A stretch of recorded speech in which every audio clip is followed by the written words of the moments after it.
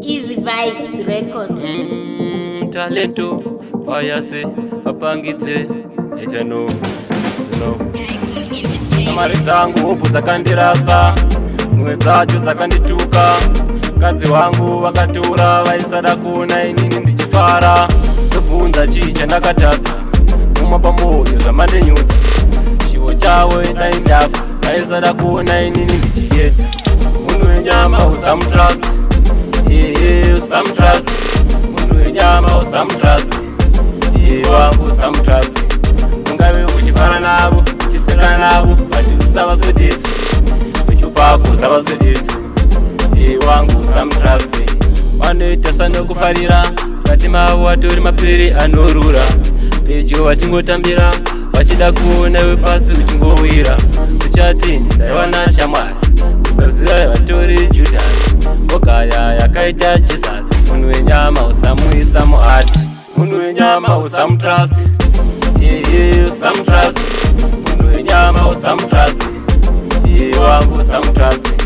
Ungave uchifara navo, uchiseka navo, but usavaswededzi. Uchupako usavaswededzi, wangu usamutrust.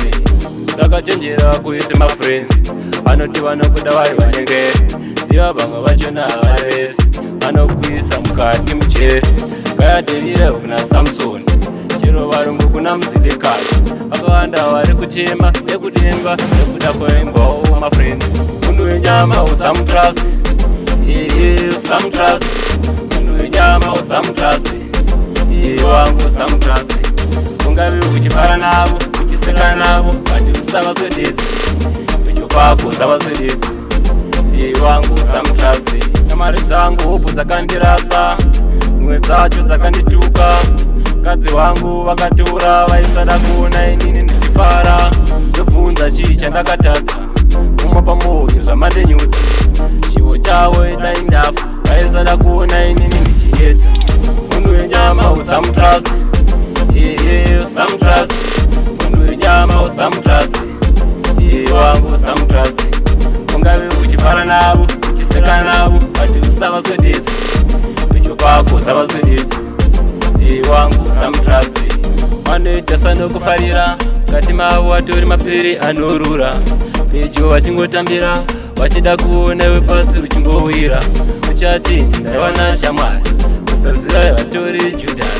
Ogaya yakaita Jesus. Munhu wenyama usamuisa muhati. Munhu wenyama usamutrust, usamutrust.